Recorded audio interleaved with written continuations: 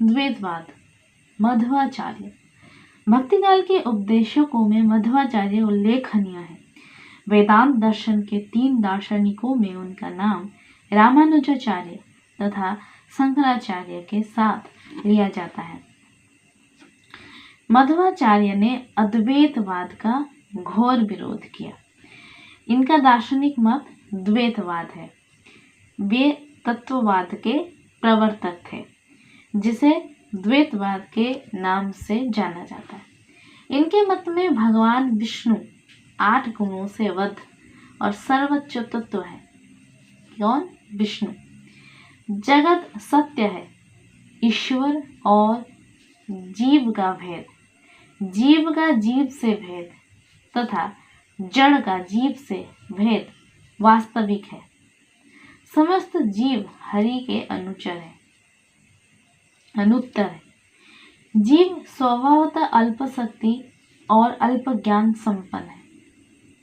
अल्पज्ञ जीव सर्वज्ञ विष्णु के अधीन रहकर ही कार्य करता है। जहाँ पे शंकराचार्य ये कहते हैं कि जब जीव को अहम ब्रह्मास्मि का ज्ञान होता है तब वो ब्रह्म में मिलकर उसे मुक्ति मिलती है और वहाँ पे अद्वैत की स्थिति उत्पन्न होती है।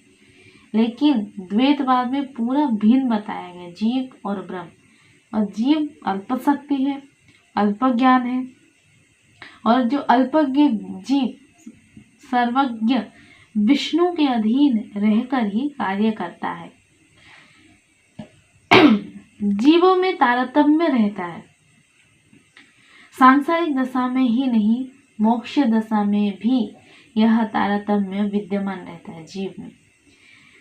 अपने वास्तविक सुख की अनुभूति मुक्ति है, जबकि उन्होंने शंकराचार्य ने ज्ञान को माना, यहाँ पे रामानुजाचार्य ने भक्ति को माना। लेकिन द्वैतवाद में मध्वाचार्य मुक्ति क्या बोलते हैं कि जो वास्तविक सुख की जो अनुभूति जो है वही मुक्ति है। अगर आपको वास्तविक सुख की अनुभूति हो जाए भक्ति में तो वही आपकी मुक्ति है। मुक्ति का सर्वश्रेष्ठ जो साधन है वो अमला भक्ति है। ईश्वर उत्पत्ति, स्थिति और संहार का कारण है। विष्णु ही ब्रह्म है, जबकि ब्रह्म और ईश्वर में भिन्नता दिखाया था शंकराचार्य ने। और यहाँ पे द्वैतवाद में कह रहे हैं कि विष्णु जो है वही ब्रह्म है। पत्नी लक्ष्मी विष्णु की शक्ति है। विष्णु की लक्ष्मी शक्ति जो है वो लक्ष्मी है। जगत सृष्टि शक्ति द्वारा होती है। ये जो संपूर्ण जगत है वो शक्ति द्वारा होती है, तो उनकी शक्ति कौन है? विष्णु है। तथा अवतार लेने पर उनकी अर्धांगिनी बन जाती है। कौन? लक्ष्मी। सृष्टि भी करती है जगत को, और जब विष्णु जन्म लेते हैं तब उनकी अर्धांगिनी बन जाती है। और या फिर प्रेयसी। अंतिम स्थिति में भी जीव और जगत में भेद है। जीव और जीव में भी भेद है। प्रत्येक जीव का ब्रह्म के साथ एक ही तरह का संबंध नहीं होता। ज्ञान, भक्ति और साधना के आधार पर जीवों की अलग अलग कोटियां तथा अलग अलग संबंध है। वेद का समस्त तात्पर्य विष्णु है। मध्वाचार्य का संप्रदाय ब्रह्म संप्रदाय के नाम से विख्यात है। तो राम को ही ब्रह्म, विष्णु को ही ब्रह्म मानते हैं। ये है आपका द्वैतवाद। द्वैतवाद ये है आपका निम्बार्काचार्य का। श्री निम्बार्क का जो संप्रदाय है वो सनकादि या हंस संप्रदाय के अंतर्गत आता है। निम्बार्काचार्य रामानुजाचार्य के समकालीन थे और इनका मानना था कि भक्ति कृपा स्वरूप प्राप्त की जा सकती है। इस संप्रदाय का दार्शनिक सिद्धांत भेदाभेदवाद यानी द्वैतवाद है। जीव अवस्था भेद से ब्रह्म के साथ भिन्न भी है तथा अभिन्न भी, जबकि द्वैत का भेद अभी तक चल रहा था। अभी बोल रहे कि जीव और ब्रह्म भिन्न भी है अभिन्न भी है। कैसे? जीव ब्रह्म का अंश है और ब्रह्म जो है वो अंशी है। जीव अणु है, अल्पज्ञ है।